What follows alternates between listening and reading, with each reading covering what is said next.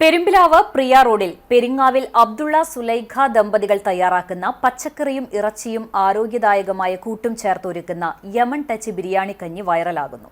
Arabian മോഡലിൽ ഒരുക്കിയ ഈ വിഭവം വിശുദ്ധ റമദാനിലെ എല്ലാ ദിവസവും പെരുമ്പിലാവിലെ മസ്ജിദ് റഹ്മ, അൽനൂർ മസ്ജിദ് എന്നിവിടങ്ങളിൽ 200ഓളം പേർക്കായി വിളമ്പുന്നുണ്ട്. യമൻ ടച്ച് ബിരിയാണി കഞ്ഞി കുടിക്കുവാൻ സമീപ ജില്ലകളിൽ നിന്ന് പോലും ആളുകൾ എത്തുന്നുണ്ട്. 6 വർഷം മുൻപ് പ്രദേശത്തെ പ്രമുഖ ജീവകാരുണ്യ പ്രവർത്തകനായിരുന്ന പരേതനായ മേലേടത്ത് നൂറാനിക്കയാണ് യമൻ ടച്ച് കഞ്ഞിയുടെ രുചിക്കൂട്ട് രഹസ്യം അബ്ദുള്ള സുലൈഖ ദമ്പതികൾക്ക് കൈമാറിയത്. ഇതോടെ പിന്നീടുള്ള വർഷങ്ങൾ കഞ്ഞി ഇവരുടെ വീട്ടടുക്കളയിൽ പാചകം ചെയ്ത് ഇവർ തന്നെ പള്ളികളിൽ എത്തിച്ചു നൽകുകയാണ്.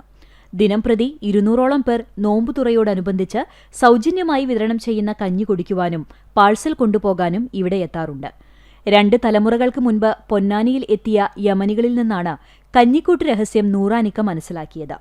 യമനിലെ പ്രധാന വിഭവങ്ങളിൽ ഒന്നായ ഈ കഞ്ഞി പാചകം ചെയ്യുന്ന വിധം പഠിക്കുകയും തലമുറകൾക്ക് കൈമാറുകയുമായിരുന്നു.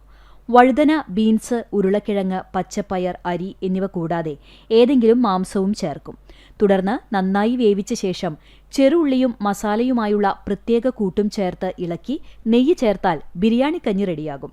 ദിനംപ്രതി 3000ഓളം രൂപ ചെലവ് വരുന്ന കഞ്ഞി നോമ്പ് അനുഷ്ഠിക്കുന്നവർക്കായി പള്ളികളിൽ വിതരണം ചെയ്യുന്നത് മസ്ജിദ് റഹ്മ മഹല്ല് സെക്രട്ടറി PA ഷഹീദ്, കമ്മിറ്റി അംഗങ്ങളായ Muhammad Kutty Pathakkara, KM Abdurahman, Masjid Noor president MA Kamaruddin, treasurer MN Salahuddin, Hussain എന്നിവരുടെ നേതൃത്വത്തിലാണ്.